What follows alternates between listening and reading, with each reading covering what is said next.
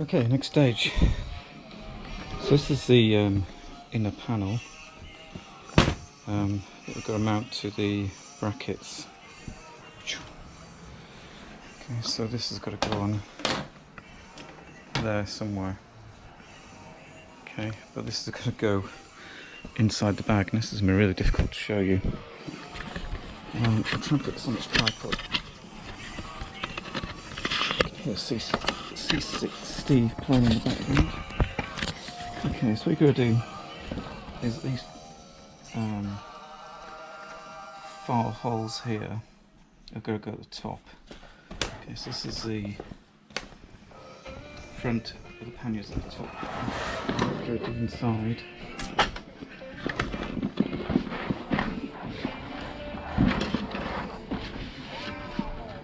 Just pull this velcro flap up as it was down, so I pulled it upwards. You go position this. Okay, so right down here, where my finger is, there is a velcro. Can you see? I don't know if you can see that moving on the camera, but that is a velcro strap that this has to go underneath. And that kind of locks it in place. And what you have to do, okay, which is going to be impossible to show,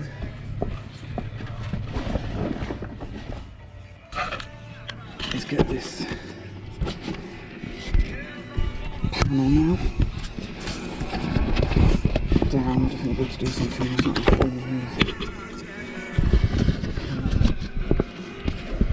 I don't think I've got my head if you got to do it, but this flap has got to velcro. Yeah, it's velcroing down.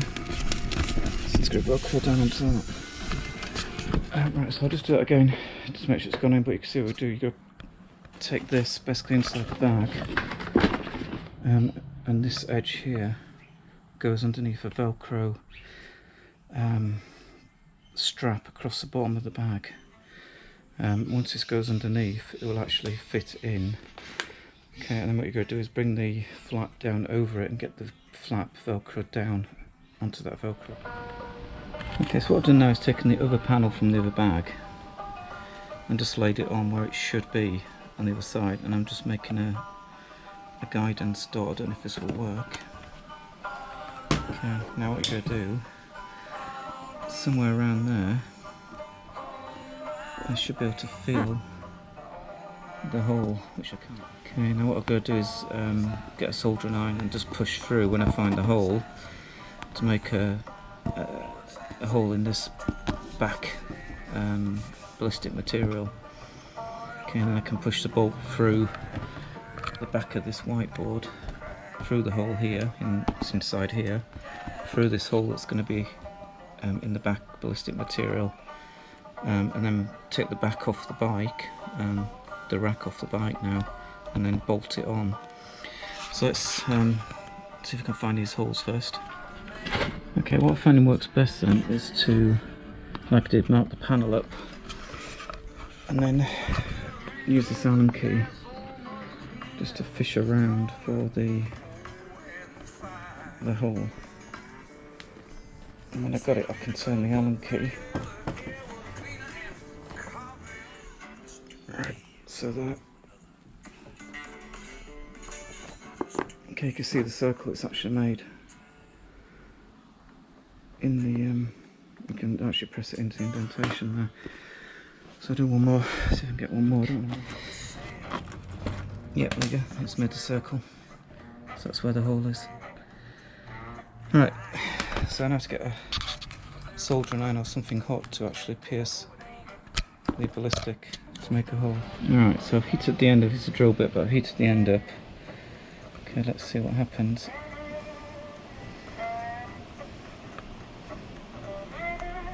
No, it's not hot enough. Okay, so this is not going to be as easy as Giant Luke putting the instructions if you don't have a soldering iron. Okay, I've somehow got to make a hole through here. Oh, there we go. Alright, so I'm going to finish off those now. but I'm going to put my hand to the other side to protect it. Can't do it with the camera, sorry. Okay, so backing plate's on. The holes line up with this backing plate I've just taken off the bike that I mounted earlier. Obviously one of the holes now is actually underneath the lock. Okay, so as you can see now I've got the bolts through. Not an easy task, that's the one I'm worried about because it's going to go straight behind this clamp. That was pretty difficult doing that, by the way, because you're dealing with a soft case. Literally just pushes against itself. Now that one looks like it will go. I hope that's not going to interfere with the bar. It doesn't look like it with the rack. The problem is, can I get a bolt on there without having to take that clamp off that's been lock nut? So that is something to think about if you're doing this yourselves and you're moving this bar off centre. I guess most racks would have it in the centre. The BMW doesn't. Okay, so I've put the washers on and the locking nut on just finger tight for a minute, including the one underneath that lock, which doesn't seem to interfere with the locking mechanism. So I'm just going to drop it on the bike now before I go any further. Bike's sort of clean, by the way, so I just think it's his birthday. Alright, so again, doing this one-handed is going to be difficult because you're dealing with a non-solid. Okay, so it looks like, yeah, so that locks. Alright, so there we go. So now I'm going to tighten all those. I'm going to unlock that again now. I've now got to tighten all those bolts up. There's an Allen key inside the bag. Okay, so the little locking pin that's just come out there. That's how it locks on there. Now we should be able to do it in theory. Yeah, take it off one-handed is what they say in the video. Alright, so now I'm going to go inside, Allen key. Well, I'm going to take those nuts off, put some Loctite on them. Finger tight the locks and then go in behind with the Allen key and use this, I think it's a 10mm spanner, yeah, 10mm spanner. To tighten them up, so I'll do that next. Well, it's about 34 degrees in this garage. It's a bit of a hot job, but there you go. The finished product. So obviously I'm not going to fill it just yet. I'll do finished in the other one. It's the first time I've actually seen it like this actually. So that's the drawstring pocket with a drain hole in the bottom. There's a yellow liner to go in there, waterproof liner. You can see it's, I don't know how volume it is, I'll find out in a minute, because on the floor there you can see that's a BMW knackered one, with the bag half pulled out, so that content has got to go into here. So that'll be a comparison between the standard BMW panniers and what you can actually get in these ones. I've got these quite useful pockets on the end here. I used to keep on the back of the BMW aluminium ones bolted on jerry can, 2 litre for oil, 2 litre for water, one either side. So I guess that's where that's going to have to go for a minute, on this bike anyway. Alright, crack on with the second one now, for the other side, see what happens. Fit the same? No. Okay, so that is the panniers fitted. Excuse the junk in the garage. Top case is still there, obviously. Keep the electronics in there. Got to do that up yet, but that one's on there. Still got the tent bag, which is quite a heap of stuff in that, day-to-day stuff. And they're going to mend one of these. One's broke, but I've got one on there. So to answer the question, do those giant loop bags contain 90 litres? Bit doubtful, because that is at that level, and that grey bag goes on there with all the camping gear. I haven't got that much stuff in here, I'm surprised. Had to leave out BioLite stove,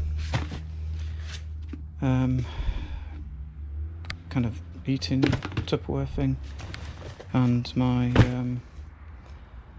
power pack. So I mean, it's quite, you know, that's a decent weight, and I was really hoping to take that because it's my power anything off that. drone batteries, anything you can charge, and I've probably got about 20-30 chargers of all the electrics in that battery, which I can't get on. So to answer the question, are they as voluminous as they make out to be on the advertising? No. I'd say it's a good 4 hours work, from putting the heat guard on, getting these racks adjusted, getting the extra bit on for the exhaust walk around, getting the mounting plate in the back of the bags, and then pushing the holes through for the bolts that secure the two together is a good 3 to 4 hours work. So don't be, I won't underestimate that. Quality looks good. I submit the quality does look good, but like I say, we'll see what happens when we go out on Friday. Hey Charles. Well, the bags have had their first test. This is where I normally come, Ivanhoe. Absolutely tipping it down today. Got absolutely sodden. There's a little Ivanhoe anyway. Absolutely deserted today, as you can imagine.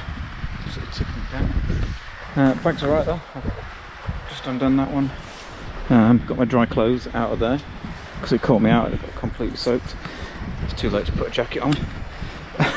Anyway, so they seem alright. I mean, they haven't moved.